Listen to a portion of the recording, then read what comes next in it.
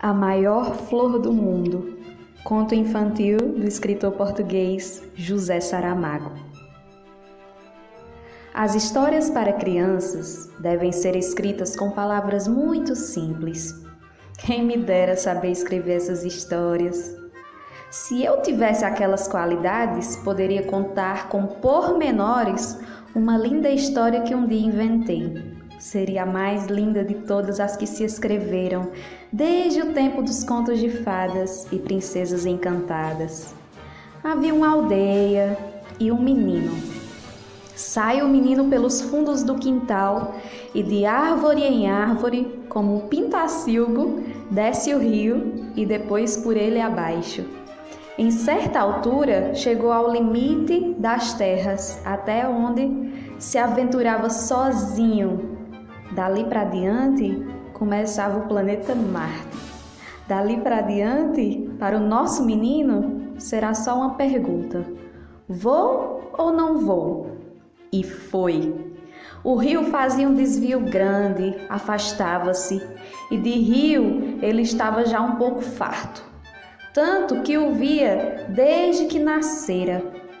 Resolveu cortar à direita pelos campos, entre extensos olivais, ladeando misteriosas sebes cobertas de campanhas brancas, e outras vezes metendo pelos bosques e de altas árvores, onde havia clareiras macias, sem o rastro de gente ou de bicho, e ao redor um silêncio que zumbia. E também um calor vegetal, um cheiro de caule fresco. Oh, que feliz ia o menino! Andou, foram rareando as árvores, e agora havia uma charneca rasa, de mato ralo e seco, e no meio dela, uma inclinada colina redonda, como uma tigela voltada. Deu-se o menino ao trabalho de subir a encosta, e quando chegou lá em cima, que viu ele? Nem a sorte, nem a morte, nem as tábuas do destino.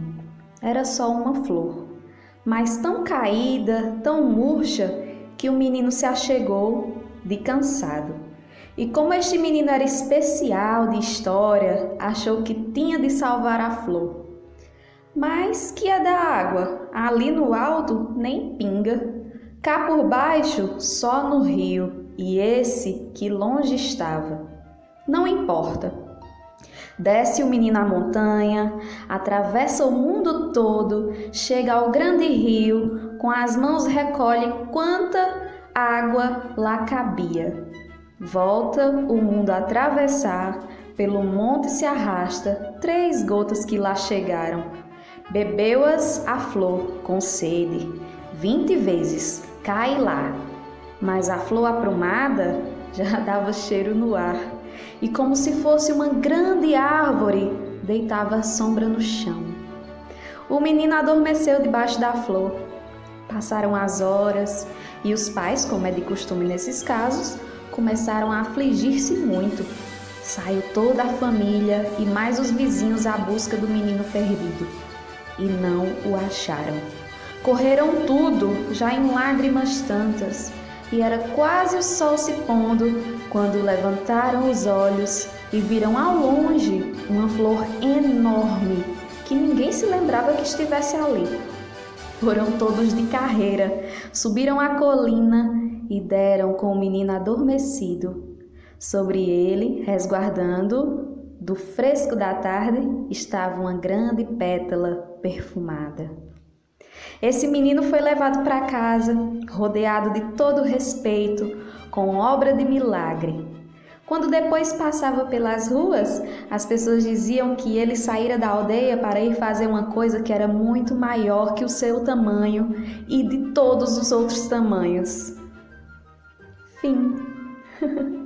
Este era o conto que eu queria contar.